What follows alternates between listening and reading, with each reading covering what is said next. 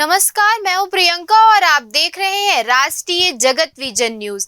शराब घोटाले में फंसे 30 अधिकारियों के खिलाफ आखिरकार बड़ी कानूनी कार्रवाई की शुरुआत हो गई है।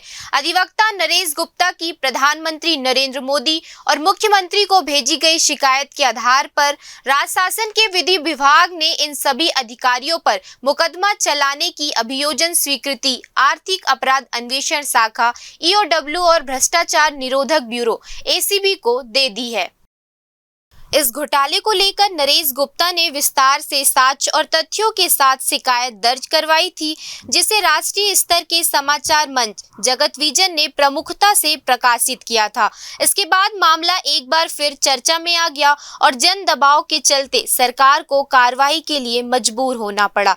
सूत्रों के अनुसार अब बहुत जल्द EOW और ACB इन सभी आरोपित अधिकारियों के खिलाफ न्यायालय में चालान पेश करने की तैयारी कर रही है। लेकिन आम जनता के मन में अब भी एक बड़ा सवाल खड़ा है, क्या इन अधिकारियों की गिरफ्तारी भी होगी या फिर केवल औपचारिकताएं पूरी कर उन्हें नोटिस देकर चालान पेश किया जाएगा और वे आराम से जमानत ले लेंगे। ये भी चर्चा का विषय है कि क्या प्रधानमंत्री मोदी द्वारा विधानसभा चुनाव के दौरान दी गई मोदी की गारंटी इस घोटाले में भी सख्ती से लागू होगी। जनता की निगाहें अब आने वाले कदमों पर टिकी हैं, जिससे ये तय होगा कि भ्रष्टाचार के खिलाफ की गई घोषणाएं सिर्फ चुनावी वादे थी या उन पर वास्तव में अमल होगा।